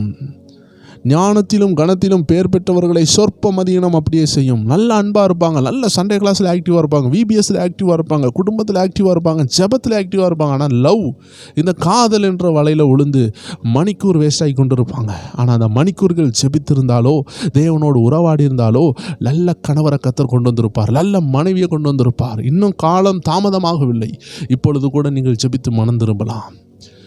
இன்னும் அடுத்த கேள்வி ஒன்று இருக்கிறது, அதையும் பார்த்து விடுவோம். தேவ சித்தத்தின்படி ஜெபிக்கிறத குறித்து ஒருத்தவங்க கேட்டிருந்தாங்க. அவங்க என்ன கேட்குறாங்கன்னா, தேவ சித்தத்தின்படி நம்ம ஜெபிக்கிறோன்னு எப்படி கண்டுபிடிக்க? ஏன்னா நம்ம நிறைய தேவைகள் இருக்குது, போராட்டம் இருக்குது, நம்ம ஜெபிச்சிடுறோம். இதெல்லாம் தேவ சித்தமா? நம்ம ஜெபிக்கிறது இது தேவ சித்தம்னு எப்படி கண்டுபிடிக்க? நம்ம நிறைய விஷயங்களுக்காக நம்ம ஓனாக ஜெபிச்சுக்கிட்டு இருக்கிறோம். ஆனால் தேவ சித்தத்தின்படி தான் எப்படி ஜெபிக்க நான் எப்படி கண்டுபிடிக்க? இல்லை தேவ சித்தத்தின்படி ஜெபித்தால் நம்முடைய ஜெப குறிப்புக்கு நாம் எப்படி ஜெபிக்க முடியும்? சில நேரம் நம்ம ஜெப குறிப்பு தேவனுக்கு பிரியமில்லாததாக இருக்கும். அதை நான் எப்படி கொண்டு வர முடியும் அப்படின்னு கேட்குறாங்க. ஒரு வேளை உங்களுக்கு பிடிச்ச ஒரு ஆளை நீங்கள் திருமணம் பண்ணணும்னு நினைக்கலாம், இல்லை உங்களுக்கு பிடிச்ச ஒரு வேலைக்கு போகணும்னு நினைக்கலாம். ஆனால் உங்கள் உள் மனசு சொல்லுது அது வேண்டான்னு. ஆனால் இதை நான் எப்படி ஜெபிக்க? இதான் அவங்களுடைய கேள்வி. தேவ சித்தமுள்ள ஜெபத்தை எப்படி பண்ண? எனக்கு பிடிச்ச ஜெபத்தை தேவ சித்தமாக நான் மாற்ற முடியுமா? இல்லை நான் பண்ணுறதெல்லாம் தேவ சித்தமுள்ள ஜெபம் தானா? இப்படி ஒரு கேள்வி, நல்ல ஒரு கேள்வி. முதலாவது நாம் புரிய வேண்டிய விஷயம், மனுஷனாக நம்ம என்ன ஜெபத்தை கேட்டாலும் கர்த்தர் அதை கேட்பார். நம்ம வாயிலிருந்து வரக்கூடிய சத்தம் அவருக்கு கேட்கும். ஆனால் தேவ ஜனங்கள் புரியணும், அவர் கேட்டார், ஆனால் அவர் உள்ளத்தை அசைக்கலை. என் கூப்பிடுதல் அவருடைய செவியில் ஏறிற்று என்று வேதத்தில் எழுதப்பட்டிருக்கிறது. அப்போ அவருடைய செவிகளில் ஏறணும். அவர் கேட்குது, ஆனால் அவர் உங்களுக்காக கிரியை செய்யலை. இல்லை என் பிள்ளையை உயர்த்தணும்னு கூட அவர் நினைக்கல. சில நேரம் ஆண்டவர் உடனே உதவி செய்ய மாட்டார். ஆனால் ஒரு தீர்மானம் வச்சுருப்பார், என் பிள்ளை ஜெபிச்சுக்கிட்டே இருக்குது, நான் இவளை இப்படி உயர்த்தணும் அப்படின்னு நினைப்பார். ஆனால் நம்ம பண்ணுற எல்லா ஜெபத்துக்கும் அவர் அப்படி நினைக்க மாட்டார். ஏன் தெரியுமா? நம்ம வாயிலிருந்து வரக்கூடிய ஏகப்பட்ட வார்த்தைகள் இருக்கிறது. வீண் வார்த்தைகள் உண்டு, கவலையினால் வந்த வார்த்தைகள் உண்டு. ஒரு தேவ மனிதர் பில்லி கிரகாம் அடிக்கடி சொல்லுவார், God hear the first cry when you cry for repentance. நம்ம 1000 முறை அழுதுருக்கலாம், அழுததெல்லாம் ஆண்டவர் கேட்டாரா? கேட்டாரு. ஆனால் உண்மையாகவே கேட்டாரான்னா கேட்கல. காரணம், அவர் பதில் கொடுக்கல. பதில் கொடுத்தது தான் உண்மையாகவே கேட்டது. இப்போது ஒரு எடுத்துக்காட்டுக்கு, உங்கள் கணவர் உங்கள் கிட்ட உட்காந்துருக்கிறார், உங்கள் மனைவி உங்கள் கிட்ட உட்காந்துருக்குறாங்க, இல்லை எனக்கு கல்யாணம் ஆகலை, இல்லை உங்கள் அப்பா உங்ககிட்ட இருக்காங்க, அம்மா உங்ககிட்ட இருக்கிறாங்க, ஏதோ ஒன்று வச்சுக்கோங்க. உங்கள் அம்மா கிட்ட போயிட்டு உங்கள் அம்மா சொல்கிறாங்க, இந்த ஆளை நீ கல்யாணம் பண்ணாதன்னு சொல்கிறாங்க. அப்போது நீங்கள் என்ன செய்கிறீங்க? உங்கள் அம்மாட்ட போயிட்டு அந்த ஆளை பற்றியே பேசிக்கிட்டு இருக்கிறீங்க. ஏம்மா அவர் அவ்வளோ நல்லவருமா, அவ்வளோ படிச்சிருக்காருமா, இவ்வளோ நல்லவருமா, நான் சீக்கிரமாக அவரை கிறிஸ்தவனாக மாற்றிடுவேம்மா, அவருக்கு ஒரு சின்ன பிரச்சனை தானம்மா, அவர் குடும்பத்தில் தான் ரட்சிக்கப்படாமல் இருக்காங்க, என்னெல்லாமோ பேசினாலும் உங்கள் அம்மா காதால் கேட்டுக்கிட்டு தான் இருக்காங்க. ஆனால் மறுபதில் கொடுக்கல. ஏன்னா உங்கள் அம்மா சொல்கிறாங்க, ரட்சிக்கப்படாத அந்த நபரை கெட்டாதன்னு சொல்லியிருக்கிறாங்க. நீங்கள் என்ன தான் பேசினாலும் கேட்டாங்க. ஆனால் உங்கள் அம்மா ஆல்ரெடி உங்கள்கிட்ட சொல்லியிருக்காங்க, ரட்சிக்கப்பட்ட ஒரு பையன் இருக்கிறான், அவன் கொஞ்சம் வருமானம் குறைவு தான், ஆனால் ரட்சிக்கப்பட்டிருக்கிறான், அவனை கெட்டுறியான்னு கேட்ட உடனே நீங்கள் வேண்டான்னு சொல்லிட்டீங்க. ஏன்னா உங்களுக்கு பிடிச்ச ஒரு நபர் இருக்கிறாங்க, அதனால் அவங்க பிடிச்ச நபரை பற்றியே சொல்லிக்கிட்டே இருக்கிறீங்க. உங்கள் அம்மா கேட்டுக்கிட்டே இருக்கிறாங்க, ஆனால் அவங்க மறுபதில் கொடுக்கல. அப்படின்னா என்ன அர்த்தம்னா அவங்க கேட்கல. காதில் கேட்டுச்சு, ஆனால் மனசார அவங்க என்ன செய்யலை, கேட்கல. அப்போ மனசார கேட்குறதுன்னு அர்த்தம். அப்போ அதே பிள்ளை என்ன செய்யுது, வேறு வழி தெரியாமல், சரிம்மா நீங்கள் சொன்னீங்கல்ல அந்த நபர் எப்படிம்மா நல்லவரா அப்படின்னு கேட்கும் பொழுது அவங்க அம்மா அப்போ தான் வாயை திறப்பாங்க. ஆமாம், அவன் ரட்சிக்கப்பட்டிருக்கிறான், ஆராதனைக்கு போகிறான், தேவ ஊழியத்தை செய்கிறான், வருமானம் கொஞ்சம் குறைவு, அவன் நல்ல பையன், நல்ல குடும்பம். இப்போ அம்மா பேசுகிறாங்க. ஏன்னா அம்மாவுக்கு பிரியமானதை சொல்லும் பொழுது அம்மா பேசுகிறாங்க, அம்மாவுக்கு பிரியமில்லாததை சொல்லும் பொழுது அம்மா பேசலை. இது தாங்க விஷயம். இப்போ கணவர் மனைவி எடுத்துக்கொள்ளுங்க. கணவருக்கு பிரியமில்லாத ஏதோ ஒரு விஷயத்தை நீங்கள் 1 மணிக்கூர் பேசினாலும் உங்கள் கணவர் கேட்டுக்கிட்டே இருப்பார், ஆனால் மறுபதில் கொடுக்க மாட்டார்.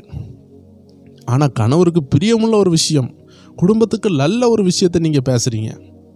கணவருடைய வருமானம் 30,000ன்னு வச்சுக்கோங்க. நீங்கள் சொல்கிறீங்க சீக்கிரமாக ஒரு வீடை போடணும், ஒரு 5 பவுன் நகையை வாங்கணும், இதெல்லாம் பேசும்பொழுது அது வருமானத்துக்கு மிஞ்சினதாக இருக்குது. அதனால் அவர் பேசாமலே இருக்கார். ஆனால் கணவர் ஒரு பிளான் வச்சுருக்காரு, கொஞ்சம் கொஞ்சமாக நம்ம நகையை சேமிப்போம், கொஞ்சம் கொஞ்சமாக நம்ம என்ன செய்வோம், வீட்டுக்காக சேமிப்பு சேர்த்து வைப்போம். அந்த பிளானை நீங்கள் பேசுனீங்கன்னா உடனே அவர் என்ன செய்வார், மறுபதில் கொடுப்பார். ஆமாம்மா, நம்ம இப்படி செஞ்சால் நல்லாயிருக்கும், ஏன்னா நம்ம வருமானம் இவ்வளோ தானே இருக்குது, நம்ம இப்படி செய்யலாம் அப்படின்னு அவர் திரும்பி பேசுகிறாரு. ஆனால் உங்கள் இஷ்டப்படி நீங்கள் இப்போ பேசிக்கிட்டு இருக்கிறீங்க. நமக்கு ஒரு டபுள் டோர் ஃப்ரிட்ஜ் வாங்கணும் பார்த்துக்கோங்க, நமக்கு அதோடு சேர்ந்து ஒரு டச்சு பெரிய நம்ம டிவி வாங்கணும், டச் டிவி வாங்கணும், ஒரு நல்ல ஒரு இதை செய்யணும், அதை செய்யணும், 10 பவுன் நகையை வாங்கணும், அப்படி இப்படின்னு சொல்லும் பொழுது அவர் கேட்டுக்கிட்டே இருக்கிறார். ஆனால் மறுபதில் கொடுக்கல. காரணம், அவரால் அதை செய்ய முடியாது.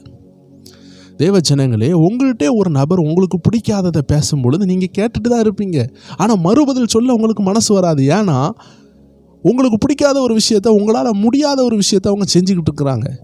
இதே மாதிரி தான் தேவ மனிதன் பில்லி கிரகாம் சொல்லுகிறத கவனித்து பாருங்கள். உலகத்தில் உள்ள எல்லா மனுஷருடைய அழுகையும் அவர் கேட்குறாரு, மரண வீட்டில் உள்ள அழுகையும் கேட்குறாரு, எல்லாமே கேட்குறாரு, அடிதடி சண்டையில் உள்ள அழுகையும் கேட்குறாரு.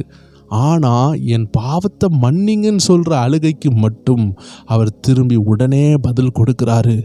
கூப்பிடுகிற காக்கை குஞ்சுக்கு கூட அவர் பதில் கொடுக்குறாராம். ஆனால் தேவ ஜனங்களே, நம்ம கர்த்தர் சமூகத்தில் கர்த்தருக்கு பிரியமானது நம்ம ஜெபிக்கும் பொழுது அவர் திரும்பி பதில் கொடுக்குறார். இதுதான் விஷயம், இதுதான் பதில் கொடுக்குற அனுபவம். மற்றபடி நம்ம ஜெபிக்கிறதெல்லாம் கேட்டாரா? ஆமாம் கேட்டார், ஆனால் பதில் வராது. இதுதான் விஷயம். நம்ம வாயிலிருந்து உலருகிற எல்லா வார்த்தையும் ஆண்டவர் கேட்டு நமக்கு பதில் கொடுப்பாருன்னா அது தேவ சித்தமாக இருந்தால் தான் பதில் கொடுப்பாரு. நிறைய பேர் இன்றைக்கி பயப்படுறாங்க, நம்ம தேவ சித்தத்தின்படி நம்ம ஜெபித்தால் நம்ம நினச்சதெல்லாம் நடக்குமா? வேதம் சொல்லுகிறது, நம்ம ஜெபிக்கிறதற்கும் வேண்டுகிறதை காட்டிலும் மிகவும் பயங்கரமாக கிரியை செய்வாராம்.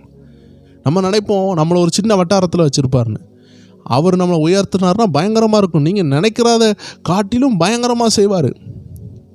உங்கள் கண்கள் காணவில்லை, உங்கள் காதுகள் கேட்கவில்லை, உங்கள் இருதயத்தில் தோன்றவும் இல்லை, உங்கள் ஆசீர்வாதங்களை இன்னும் நீங்கள் பார்க்கல. நீங்கள் நினைக்கிறது ஒரு குட்டி ஆசீர்வாதம். நீங்கள் நினைப்பீங்க இது நடக்குமா நடக்காதா, நான் ஜெபிச்சு உண்மையாட்டே தேவ சித்தம்படி ஜெபிச்சா இதெல்லாம் நடக்காமல் போயிடும் போல அப்படின்னு பயந்து கொண்டு இருப்பீங்க. தேவ ஜனங்களை புரிந்து கொள்ளுங்க, ஆண்டவருடைய சித்தம் வித்தியாசமாக இருக்கும். நம்ம நினைக்கிற மாதிரி, நம்ம பயப்படுற மாதிரி இருக்காது. நிறைய பேர் ஊழியத்தில் வந்துட்டு பயப்படுவாங்க. நான் கூட ஆரம்பத்தில் பயந்தேன், பயப்படலை. அதுக்கு இன்னொரு விதத்தில் சொல்லலாம். நிறைய பேர் என்ன செய்வாங்கன்னா, ஊழியத்தில் வந்துட்டு ஆண்டவர் காட்டுவாசிகளுக்கு உள்ளே அனுப்பிடுவார், காட்டுவாசிகள் லாங்குவேஜில் படிக்கணும், குடும்பத்தை விட்டு செல்ஃபோன் கான்டாக்ட் இல்லாத ஒரு காட்டுக்கு அனுப்பிடுவார் அப்படின்னு ஊழியத்தில் பயப்படுவாங்க நிறைய பேர். நானும் ஊழியத்துக்குள்ளே வந்து இரத்த சாட்சியை மறிக்கணும், இந்த வருஷத்துலேயே மறிச்சிடணும், ஊழியனா அதுதான் பிரதானம், வாழ்ந்து சுவிசேஷம் அறிவித்து அடி வாங்குறதை காட்டிலும் ரத்த சாட்சியாக மறிச்சா பயங்கரமான கிரையோன்னு நான் நினச்சேன். ஆண்டவர் எல்லாரையும் ரத்த சாட்சியாக அழைக்கிறது கிடையாது. நிறைய பேர் ஊழியம் சொன்னாலே ரத்த சாட்சியாக மறிச்சிருவோம், பயமாக இருக்குதுன்னு சொல்லிட்டு வரமாட்டேங்காங்க. ரத்த சாட்சி ஆண்டவர் அதுக்கு ஆயத்தப்படுத்துவார், பயங்கரமான ஆயத்தம் இருக்கும். அவங்க ஆண்டவர் மேலே அவ்வளோ அன்பாக இருப்பாங்க, உயிரை கொடுக்க தியாகமாக நிற்பாங்க. அப்படிப்பட்டவங்களும் ஆண்டவர் ரத்த சாட்சியில் எடுக்கிறாரு. ஆண்டவருக்காக பயப்படாதவனும் ஆண்டவரை நேசிக்காதவனும் ஆண்டவர் மறுதளிச்சுட்டு போயிடுவானே, அவன் ரத்த சாட்சியிலலாம் இருக்க மாட்டான், எனக்கு இயேசுவும் வேண்டாம் ஒன்றும் வேண்டான்னு போயிடுவான். அதனால எல்லாரையும் ஒன்றும் ஆண்டவர் என்ன செய்ய மாட்டார், ரத்த சாட்சிக்கெலாம் அழைக்க மாட்டார். அப்போ இன்றைக்கி நிறைய பேருக்குள்ள பயம் இருக்குது. தேவ சித்தம்னாலே நல்லது நடக்காது, கெட்டது தான் நடக்கும்னு நினைக்காங்க. நல்லா புரிஞ்சுக்கோங்க, தேவ சித்தம்னா என்ன தெரியுமா? உங்கள் லைஃப்பை பரலோக ராஜ்யத்துக்கு தடை பண்ணாமல் உங்களை பரலோகத்துக்கு கொண்டு போகிற ஆசீர்வாதங்களை தருகிறது தான் தேவ சித்தம். ஆனால் நம்ம ஆசை என்ன தெரியுமா? நான் பரலோகத்துக்கு போகிறோன்னே இல்லையோ, பூமியில் நல்லா வாழணும். அதுக்கு பெட்டர் ஐடியா, நம்ம ஏசப்பாவை ஏற்றுக்கொள்ள வேண்டிய அவசியமே இல்லையே. நம்ம இந்த உலகத்தில் கோடீஸ்வரனாக வாழணுன்னா, இந்த உலகத்தில் மட்டும் ஆசீர்வாதமாக இருக்கணும்னா இயேசு தேவையே இல்லை நமக்கு. ஆனால் இயேசு தருகிற ஆசீர்வாதம் உங்களை பரலோகத்துக்கும் கூட்டு போகும், பூமியிலையும் செழிப்பாக வச்சுருக்கும். என்ன தேவையோ அதை தருவார். இதுதான் தேவ சித்தம். அதனால தான் யோவான் 15:7 சொல்லுகிறது, நீங்கள் என்னிலும் என் வார்த்தைகள் உங்களிலும் நிலைத்திருந்தால் நீங்கள் கேட்டுக்கொள்வது எதுவோ அது உங்களுக்கு செய்யப்படும். அப்போ நம்ம வார்த்தை நம்ம இருதயத்துக்குள்ள நம்ம அவரிலும் நிலச்சிருந்தோன்னா, இப்போ நமக்குள்ளே நல்ல வசனம் கூடி இருக்குது, நல்ல ஜப லைஃப் இருக்குது, நம்ம கர்த்தரோடு உறவில் நல்லா இருக்கிறோன்னா, நம்ம கர்த்தருக்கு பிரியமில்லாதது ஜெபிக்கவே முடியாது, நம்ம வாயிலிருந்து வராது. இதுதான் உண்மை. நம்ம இன்றைக்கி வாயிலிருந்து நம்ம சொந்த பேச்சுகள் நிறையா வருது. இதை தேவன் கேட்பாரான்னு கேட்டார், கேட்பார், ஆனால் பதில் கொடுக்க மாட்டார். ஒரு சின்ன பிள்ளை அப்பாட்ட போய் எனக்கு லாரி வாங்கித்தாங்க, நான் லாரி ஓட்டுன்னு சொன்னால் அப்பா வாங்கி கொடுப்பாரா? 5ஆம் கிளாஸ் பையன் லாரி கேட்டால் லைசன்ஸ் இருக்காது, கவர்மெண்ட் அப்ரூவல் கிடையாது, ரோட்டில் ஓட்டக்கூடாது, அவனால் நிறைய பேருக்கு சேதம் வந்துவிடும். ஒரு 10ஆம் கிளாஸ் பையன் கேட்குறான்னா பைலட்டாக மாறணுன்னா அப்பா சொல்லுவார், பைலட்டுக்கு படித்து மாறு, நாளைக்கே எனக்கு ஃப்ளைட்டு வேணும்னு கேட்டால் வாங்கி கொடுக்க மாட்டார். தேவஜனங்களே, ஆண்டவருடைய பார்வையில் நிறைய நேரம் நம்ம ஜெபிக்கிற குறிப்புகள் நாளைக்கே செய்யுங்கன்னு சொல்லி கொண்டு இருப்போம். அந்த விஷயத்தை வச்சு ஆண்டவர் நம்மளை உருவாக்கணும்னு நினச்சிருப்பார், அந்த பாடுகளை வச்சு நம்மளை உயர்த்தணும்னு நினச்சிருப்பார். பணம் உயர்த்த முடியாததை பாடு உயர்த்தும். யோசேப்பை பணம் உயர்த்தலை, குழியில் போட்ட பாடு உயர்த்துச்சு. தானியேலை பணம் உயர்த்தலை, சிங்கக்கபியில் போட்ட பாடு மிராக்கிள் உயர்த்துச்சு. அந்த ராஜா அரண்டு போனான். ராஜாவுக்கு முன்னாடி போயிட்டு நான் பெரிய பணக்காரன்னு சொன்னால் அவன் சொல்லுவான், நான் உனக்கே ராஜான்னு சொல்லுவான். அப்போ ராஜாவை ஆட வைக்கணும்னா பணத்தை வச்சு ஆட வைக்க முடியாது. அதனால தான் ஆண்டவர் பணத்தை காட்டிலும் வேற ஒன்று எடுத்தார். தானியேலுடைய லைஃப்பில் சிங்கக்கபி வந்துச்சு. சிங்கக்கபியில் போயும் சிங்கம் கடிக்காமல் வெளியே வந்ததுனால ராஜா அரண்டு போயிட்டான். ஏன்னா ராஜாவை பணத்தினால ஏமாற்ற முடியாது, பணத்தினாலையும் மாற்ற முடியாது. ஏன்னா அவன் பணத்தில் கோடீஸ்வரன், தங்கங்களை வச்சே கட்டி கொண்டு இருக்கிறான் அரண்மனையை. அப்போ அவன்கிட்ட போயிட்டு நான் பெரிய பணக்காரன் சொன்னால் அவன் அசைய மாட்டான். அப்போ ஆண்டவர் சில நேரம் இந்த உலகத்தில் நம்மளை சாதனையாளராக மாற்றுகிறதற்கு பாடுகளை அனுமதிப்பார். நம்ம சொல்லுவோம், இந்த பாடு வேண்டாம், சிங்கக்கபி வேண்டாம், அக்னி ஜுவாலை வேண்டாம், செங்கடல் வேண்டாம், கோலியாத்து வேண்டாம், இப்படி நம்ம சோதனை வேண்டான்னு சொல்லும் பொழுது நம்ம புரிஞ்சுக்கிடணும், சாதனையும் வேண்டான்னு சொல்லுகிறோம். சோதனை வந்தால் தான் சாதனை. அப்போ சோதனையில் இருக்கிற நீங்கள், சோதனையை சகிக்கிற மனுஷன் பாக்கியவான் வேதம் சொல்லுகிறது. நீங்கள் பொறுமையை கற்றுக்கொள்வீங்க, தேவ சித்தத்தை கற்றுக்கொள்வீங்க. அதனால தான் ஆண்டவர் என்ன செய்கிறாரு, உங்களுடைய எல்லா ஜெப குறிப்பையும் கேட்டாலும் பதில் தர மாட்டார், தேவ சித்தத்துக்குள்ளதுக்கு தான் பதில் தரார். அப்போ தேவ சித்தம் உள்ள ஜெபத்தை பண்ணணும்னா நீங்கள் அவரோடு இணைஞ்சிருக்கணும், வசனம் உங்களுக்குள்ளே இருக்கணும், வீண் வார்த்தையை அளப்பாமல் சோத்திரம் பண்ணி ஆவியினுடைய ஏவுதலோடு ஜெபிக்கணும். நீங்கள் ஆவியில் நிரம்பி ஜெபிக்கும் பொழுது ஆண்டு சொல்வார், வீடு கட்ட உள்ள தடையை உடைச்சி ஜெபின்னு சொல்வார். அப்போ வீடு கட்டப்படும். பிள்ளையினுடைய திருமண தடை உடைய ஜெபின்னு சொல்வார், திருமண தடை உடையும். கற்பத்தின் கட்டு உடைய ஜெபின்னு சொல்லுவார், கற்பத்தின் கட்டு உடையும். இதுதான் நீங்கள் வசனத்தோடு பயணம் செய்கிற ஒரு அருமையான வாழ்க்கை. உங்களுக்கு அதுதானே தேவை. இப்போ எக்ஸாம்பிள், உங்களுக்கு ஒரு திருமண தடை இருக்குது, நீங்கள் பயந்துக்கிட்டே இருக்கிறீங்க. நான் சித்தம்படி ஜெபிச்சா ஆண்டவர் இல்லை திருமணம் இல்லாமலே நீ வாழுன்னு சொல்லிடுவாரோன்னு பயந்து கொண்டு இருப்பாங்க நிறைய பேருக்கு பயம். நான் தேவ சித்தம்படி ஜெபிச்சா குழந்தை இல்லாமலே வாழு, ஆபிரகாமை போல காத்துருன்னு சொல்லிடுவாரோன்னு பயம். நான் சொல்லுகிறேன், பூரண அன்பு பயத்தை மாற்றும். நீங்கள் ஏன் பயப்படுறீங்க? சித்தம் பயப்படாது, சித்தம் செய்ய பயப்படவே கூடாது. சித்தம் நல்லதை தான் நமக்கு செய்யும், பரலோகத்துக்கு நேராக நடத்தும், பரலோகத்துக்கு தேவையில்லாததை தராது. அவ்வளோதான் விஷயமே தவிர தேவ சித்தத்தின்படி ஜெபிச்சா இந்த உலகத்தில் வாழ விட மாட்டார், நம்மளை லாசருவை போல் வியாதியிலே வச்சுருப்பார், கஷ்டத்தில் வச்சுருப்பார். அது அப்படி கிடையாது. நிறைய பேர் பயப்படுறாங்க, லாசருவை போல தெருவிலே போடுவா, அப்படி கிடையவே கிடையாது. இன்றைக்கி ஆசீர்வாதமாக இருக்கிற தேவஜனங்கள் ஏசப்பா பிள்ளைகள் தான். நல்ல உயரத்தில் ஆசீர்வாதங்களில் இன்றைக்கி வெளி தேசங்கள்லையும் பல இடங்கள்லையும் ஆண்டு ஏசப்பா பிள்ளைகளை தான் வச்சுருக்கிறாரு. நமக்கு பண ஆசையை நம்மளை விட்டு மாட்டிட்டு பணத்தை தருவார். ஏன்னா பணத்தை தரும்பொழுது பணம் ஆசை இருந்துச்சுன்னா நம்ம அதை தவறாக செலவழிச்சிருவோம், தேவ சித்தம் இல்லாமல் செலவழிச்சிருவோம். ஸோ தேவ ஜனங்களே, அதனால் சித்தத்தில் எப்படி ஜெபிக்கணும்னு சொல்லி நீங்கள் கேட்ட கேள்விகளுக்கு உங்களுக்கு பதில் கிடச்சிருக்கும். வேத வசனத்தை உள்ளத்தில் வைத்து நீங்கள் தேவனோடு இருந்து ஜெபித்தால் நீங்கள் கேட்டுக்கொள்கிறது உங்களுக்கு கிடைக்கும் என்று யோவான் 15:7 போட்டிருக்கிறது. அப்போ அவருடைய வார்த்தை உங்களில் நினச்சிருக்கணும். நீங்கள் என்னிலும் என் வார்த்தைகள் உங்களிலும் நினைத்திருந்தால் நீங்கள் கேட்டுக்கொள்வது எதுவோ அது உங்களுக்கு செய்யப்படும். அப்போ நம்ம ஜெபித்தும் நமக்கு செய்யப்படலைன்னா நம்ம இருதயத்துக்குள்ளே வசனம் இல்லாமல் நம்ம வாயை திறந்து சும்மா நம்ம ஜெபிச்சுக்கிட்டு இருக்கிறோம். சும்மா ஜெபிக்கிறது எப்படி? அதை தான் நான் சொன்னேன். ஒரு பிள்ளை அம்மாட்ட போயிட்டு தான் நேசிக்கிற பிள்ளையை கெட்டணும்னு சொல்லும் பொழுது அது சும்மா பேசுது. ஆனால் அம்மா சொல்கிற பையனை கெட்டணும்னு சொல்லும் பொழுது அது அம்மாவுடைய சித்தத்தோடு அக்ரி ஆகிறதுனால அம்மாவும் கூட்டணி வராங்க. அம்மா உதவி செய்து அந்த திருமணம் நடக்குது. ஏன்னா அது சித்தம் உள்ளது. இதே போல் தேவனுடைய சித்தம்னு ஒன்று இருக்குது. அந்த சித்தத்தோடு இணைஞ்சு ஜெபிக்கிறதுக்கு நம்மளுடைய வெறும் வார்த்தையினால் முடியாது. தேவ வார்த்தை நம்ம இருதயத்துக்குள்ளே இருக்கணும். தேவ வார்த்தையோடு இணைஞ்சு ஜெபிச்சோன்னா நம்ம கேட்டுக்கொள்கிறத கர்த்தர் செய்வார். தேவ வார்த்தை நமக்குள்ளே இருக்கும் பொழுது தேவ சித்தம் இல்லாததை நம்மளால் ஜெபிக்கவும் முடியாது. அதனால் தேவையில்லாத ஜெபமும் நம்ம வாழ்க்கையில் வராது. இதுதான் இன்றைக்கி நம்ம பார்த்த 3 காரியங்கள். இந்த 3 காரியங்களும் உங்கள் வாழ்க்கையில் ரொம்ப பிரயோஜனமாக இருக்கும் நான் விசுவாசிக்கிறேன். மேலும் உங்களுடைய சந்தேகங்களை கீழே கமெண்டில் பதிவிடுங்க. அந்த கமெண்டில் உள்ள பதிவிட்ட மேஜரான உங்கள் சந்தேகங்கள், உங்கள் கேள்விகளுக்கு ஒரு வீடியோவாக ரெடி பண்ணி நம்ம என்ன செய்யலாம், அந்த சந்தேகங்களை நம்ம வேத வசனத்தினுடைய ஆதாரத்தோடு அனுபவத்தோடு கிறிஸ்தவ வாழ்க்கையில் ஆவிக்குரிய வாழ்க்கையில் தேவைப்படுகிற ரகசியங்களை நம்ம பார்த்து விடலாம். அதனால் உங்கள் டவுட்டை கீழே கமெண்டில் பதிவு பண்ணுங்கள். தொடர்ந்து வேறு வீடியோலையும் நம்ம என்ன செய்யலாம், வருகிற நாட்களில் இந்த ஆவிக்குரிய ரகசியங்களை தியானிக்கலாம். ஆவிக்குரிய ரகசியங்கள் பிரோஜனமாக இருந்தால் அநேகருக்கு ஷேர் பண்ணுங்கள். கர்த்தருடைய நாமம் மகிமைப்படட்டும். எல்லா செவ்வாய்க்கிழமையும் வியாழக்கிழமையும் 9 மணி அளவில் இந்த நிகழ்ச்சி நடைபெறுகிறது. நம்ம இணைந்து கொள்ளலாம். God bless you. ஆமேன்.